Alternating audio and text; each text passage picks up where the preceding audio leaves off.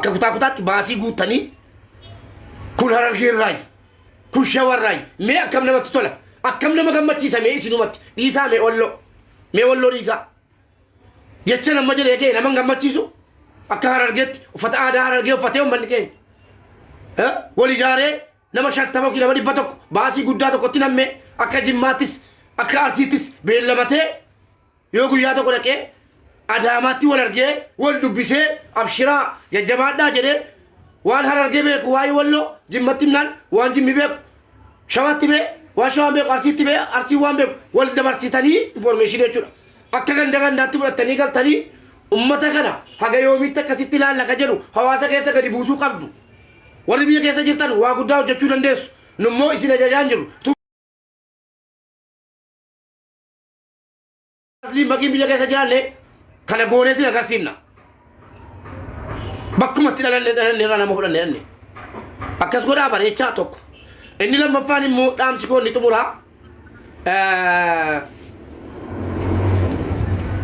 namoota tokko dhiifama naa godhaa garuu dhiifama guddaa ziyaaraan akka qaba dhaqanii obbolaa sayyaraa walloo koo waan barbaade fudhu dhaqi feetu damma fudhu dhaqi feetu bishaan fudhu dhaqi walloo koo abshir si waliin jirra nu warra harargeeti nu warra arsiiti nu warra akkanaati abshir sini waliin jirra jedhanii gammachiisuun footoo wajjin ka'uun viidiyoo akkas jedhaa waraabuun haamilee oromoo warra oromoota achin nanneefuu kakaasuu ta'a inni bishaan haayilaandii tokkitti geessanii itti kennaa ummata goota kuffisee kufu ummata akka oromootu maqaa oromoo kabachiisee jiraate dhugaan irra deebiin itti himaan ummanni walloo ija oromooti jaallattanuus jibbitanus ummata goota kuffisee kufu bara baraan keessa taa'ee falmataa jiru kadhattuu gootanii daabboo tokkoo fi koshoroo suuqiidhaa achi narraa nafiniidha suuqiidhuma ollaa sanaatii koshoroo tokko kenni bishaan tokko kennini itti kennaa harka tokkoon itti kennaa harka tokko kaameeraatti qabuun ummata goota kadhachuu gochuu jedhama ala biratti kun dhageessanii yoo istaayilii isa keenyaa ta'e nu miiliyeenaan mana 100,000 baachifneeyyi akka namni nu duuba jiru deeggartoo yookiin immoo namoonni nu jala deemanu akka jedhanii fakkeenya godhatanii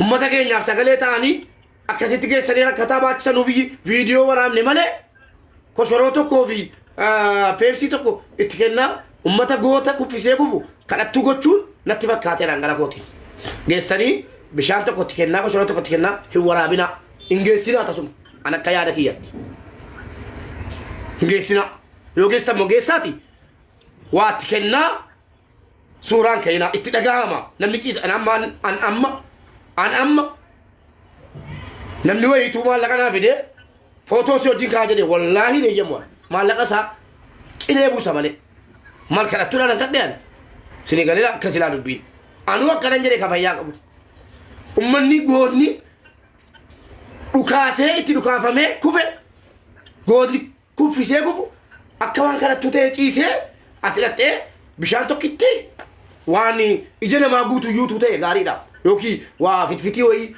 afaan ka'a footoo kee gaariidha bishaan qola hin argine nan kijibe hin argines bishaaniif koshoroo tokko itti kennaa yuurbaan tokko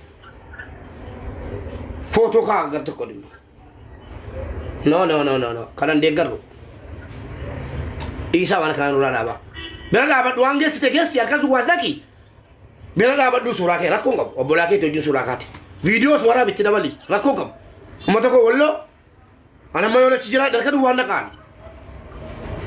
dhaqee ummata keenya kabajamoo ummata keenya walloo waliin kunooti wal argeen jira dubbiseen jira warri dubbisuu barbaadan kottaa dubbisaa gahaadha waan hangeesse maaliif namni argama akka waan walloo ummanni keenya kadhattuu ta'e bishaan haayilaandii tokkoo fi keekii haayilaandii sana ishigii tokkotti kennuu koo arguu qabaa namni footoo wajjin ta'e viidiyoo waliin ka'e waraabadhu rakkoon qabu fakkeenya kun koshoroo mul'isin bishaan mul'isin nu cabsaarta ummata goota kadhattuu bakkeessaarta sanyii gada isa keenya moo kabiraati kun yaa sanyii shaa sinas yaada dhageessetta fixeera yaada keenya galatooma ayo ulfaadhu rabbi umurii kee adeeressu maal rakkoon jiru hedduu kasi gaddisiisu ummanni keenya gara badeera qalbii cabeera dhugaatitti salphateera maal namni uummanni bargaafa abbaa ofinaati jalaa duudu viidiyoo waraabaa boo'u laayivii bahee of waraabaa boo'u ati kana yoo itti dubbattu yoo ani beeku dhugaasitti mara namni dhala namaa ta'ee namarraa dhalate keessattuu uummata walloo haala kanaanii miti kan inni simachuudha qabu silaatii jechuudha. Namuu gaafa booranni hongee rukute sun akkaawuntii mataa isaatiin bitatee banate boorana gaafachuu deemna boorana deemnee dubbifna jedhee. Warri tiktookii yoo feesbuukii deemtan maal taatu garuu maaliif miqqeenyoftu garuu feesbuukii gosinii kaa'u nama 100 taara asii nama 500 taara nama 100 kottaachi maaliif boon jedhee balee tiktookii keessaa deemuun qabrii deemuus silti fakkaata miti bakka biraa deemuun tiktookii keessaa baatanii. Irratti cufa. Jedhi irratti cufa amma footoo akka eebiin irratti cufa. Dubban. Maalas. Kottaa yaada kenna dhagastii sin galchaachi. Maalas hin jechuu barbaadee mubee gaafa booranni akkasitti hongee rukutu suni mubee dhugaan sitti himaa jira ilaa peestaa laan karaarra dhaabbatanii ilaa wanti irraa qabeetoo jechuudha ashawaa meedaa sabbata seenii finfinnee hundumarratti jechuudha finfinnee keessa walii gaddeemanii ilaa akka kunoo warri keessotaa tilaabaatti wanti keessa deemtee birrii kadhattu uummata keessa deemtee akkasitti birrii walitti qabanii birrii sun osoo uummata biraan gahin cicci godhanii jechuudha dhugaa sitti maara birriin booranaaf walitti qabame osoo guyyaa sun boorana bira gahee jiraate dhugaa sitti maayira karaa birrii booranaa sanuun birrii miliyoona 2 birrii miliyoona 3 walitti qabnee ustaaz Raayyaa Abbaa Macaatti ergine yeroo sana keessa faa nyaatamaniiru boorani. Kan isin walitti qabdan miti bal ilaa kan uummanni walitti qabe mubee yoo xiqqaate miliyoona 200 200 ol ta'a dhugaa. Maqaa uummata kanaa da'eeffattanii makiinaan bitadheettee warri abdii godhatte makiinaan kee karkarroo haa taatu. Amiin jedhi. Rabbiin balaan jirra isinitti haa buusu. Amiin jedhi. Uummanni kun uummata ibidda keessa jiru. Ibidda uummata kanaa arguu dadhabdanii garaa keessa warri argitan warri garaa bichaadha bultan rabbii garaan keessan bokokee gaara cilaaloo haa ta'u. Niitii teessanii ol sinaa wallaalchisu. Jaarsa keessanii ol sinaa wallaalchisu. Ilmoo teessanii ol sinaa wallaalchisu waaqni. Hin facaafatteetina facaafatta siniin margini. Hin alchina alchituun siniin guddatin. Walloo irratti qoosni hin jiru. Amiin jedhi. Siniin guddatin. Ilmoon teessa siniin ajajamin. Jaartiin teessan eshii siniif hin jedhin. Galgala jaartiin teessan akka jabbii hidhaa hiikkattee dhiittee lafa sinaa buustu. Amiin jedha. Amiin jedhi hattuu baay'ee jira waslaattota amiin jedhi. Waan biraan barreessin ximmaa inni jedhana jala ta'anii uummata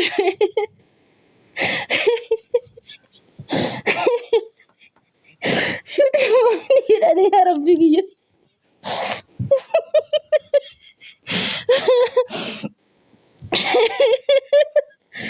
Ximmaa inni jedhanii uummata hin beektanii sikkadha.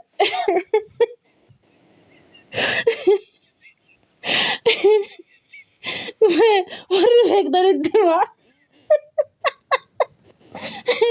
Mudi kira harka balleessidha guba dhufe rabbi bataan dhukkubee dhufe oromoo mudi kira harka balleessidha dhugaa waaqayyo sangaan keessan qotuu isinii hariidu fardi keessan lugama hariidu saani keessan elemtu hariidu warri maqaa uummata wallootiin birrii nyaachaa jirtan dhugaa rabbi በፍቅር አምላክ ድብን ያርጋችሁ መድኃኔዓለም አዎ በእውነት ሳኒ keessan elemtu sinadidu qatiyyoon keessan qonna sinadidu fardi keessan koraa sinadidu warri maqaa uummata wallootiin maallaqa namaa nyaachaa jirtan kun jechuudha. Sinadu gugwaay. Amiin. Halleluyaa. Yesuus haadinaal jette jarri. Bakka uff jedhe balaasneetti gadaabus hoboon boleetti sinaa fuutu dachee Oromiyaatirra. Garaa keessa sinaa bokoksaa sinitti hana qubboo.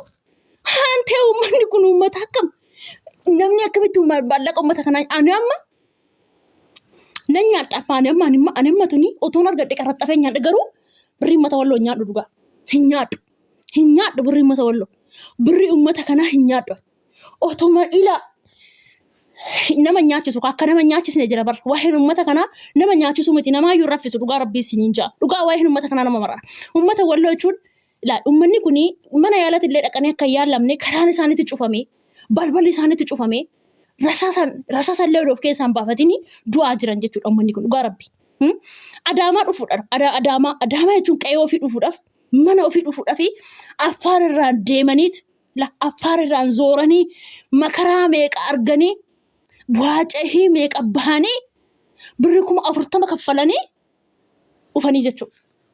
Uummanni kun dhugaa rabbi. Isin nama maallaqa uummata kanaa nyaata rabbi isin isaa baay'isuu.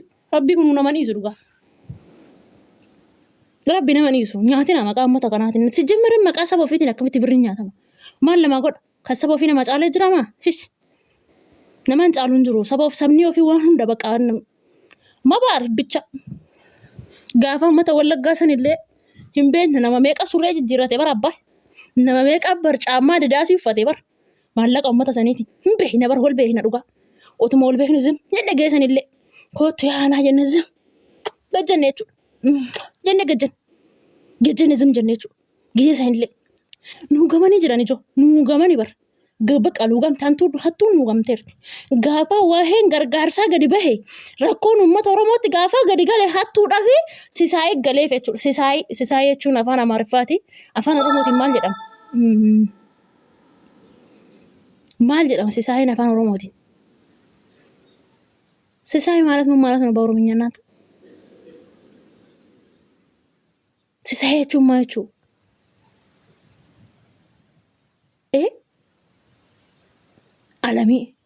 Alamiidha gammachuu isaanii gala. Gaafa rakkoon uummataa dhufe uummatni kun rakkatee gargaarsa uummataa jedhame hattuu basaastuu tanaaf gammachuun mana isaa dhufa jechuudha baay'ee. Gammachuu jechuudha sisaayee jechuun. Nan rakkadhee maal jiru? Nan rakkadhee yaa Oromooti yaa baay'ee. Sammuu nu dhukkube. Amma sa'aatiin kun sa'aatii sila asaan busaa itti nyaannu jennaan amma waa'een uummata kanaa sammuu nu dhukkubsee liivii tana dhufne baay'ee amma kottaa galaa isin galchaa afaan na dhukkubeena. Dadhabe dhugaa. Beelayeetis jira dadhabe kottaa galaa isin galchaa. Gamme naa ilaan jettee kan nama gossan naa kenni yaa saree. Nadhii nama galchime ayyaantu nama galchaa warri mudrii taraa. Naa ilaan nama galchi nama ergate. Gubanne yaabbe nama jajjabaa na galcha nama hattuu kanarratti sirriitti dubbachuu danda'u jajjabaa isaa kan akka kiyyaa rasaasa na galcha shuxxi hin barbaadu nama shuxxi natti hin galchina too rasaasa na galcha kan na deeggaru ganni maaloo akkaawuntii naaf kenna aanaan akkaawuntii hin beeku deemi raayyaa abbaa mancaa jala fudhadhu ho'o እኔ ብያቸዋለሁ አካውንት ብትይ ደንጋፋቲና ዴበቶ ፌስቡክ ራያ አባ መንጫ ጃአቶ አቻላ ፍራዳ ወሪ ገልፈቹ በርባዳን መተወሎቲ አኒ ሶዶ አኒስ ነኛ ዳነት ነግራano በርባዳን አካውንት ጌስን የርጋ ባይዞይ አኒ ሰጡ ማንታ ነራ ዴማ ራያ አባ መንጫ ለገላ እንዲ አባ መንጫ ለገላ እንዲ አባ መንጫ ለገላ እንዲ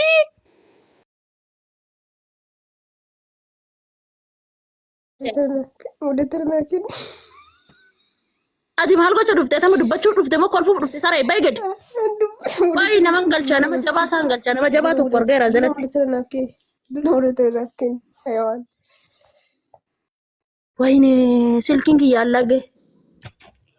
Nadhii maaloo nama naa galchi. Nadhii nama jabaa tokko naa galchi nama dubbachuu danda'u. Sirriitti nama dubbannoo haasa'uu danda'u. Warri agammaa dirasii maallaqa uummata walloo hin galchine. Aggeeffadha gurraacha laawusinaa jedhu. Raayyaa abbaa mancaala jala deematii akkaawuntii achalaa hin argatan. Oromoo gurraachni duudu deema achalaa fudhadha. Keessattuu shamarran biyya Arabaa Muhammadoo sammuu rabbiin zoorsise kun bakka hundattuu maallaqa keenya nyaachuudhaan akkati salfii qabateera la. Gaafa nama rakkate nutti fidanii amma nama rakkate wayii gargaaraa jedhanii nu fidanii nama rakkate san nu fidanii duduubbee immoo ofii isaanii kaayyatu jechuudha. Kanaaf isin shamarri teenya tink batink godhaatu gargaara gaafa gargaartan uummata keessan tink batink eenyurra toongal hawaasa kiyya bira gaa nama mari'achiisa ila feemas kanallee dhamanina anumaa tanaan dhamanina anuutu hin nyaadha dibbin godhe maa godhe hin nyaadha anumaa tanaan dhamanina nama itti gashuu qabdan akkaawuntii nama sanii digirii yoo isin dhufe achi raggasha akkaawuntii warra gaallaa kan jettu kana nyaala baasaa kana dhufte gaalla abbaa kootii gondoris si agashu ilmoo budaa ilmoo goojee naala baasaa warri mudreetara Ao Abbe haate haadaaku yaa saree gaalla itti kina jala teessee biloo godhi nadhi yookaan itti mirreetara sirraa fudhadha saree.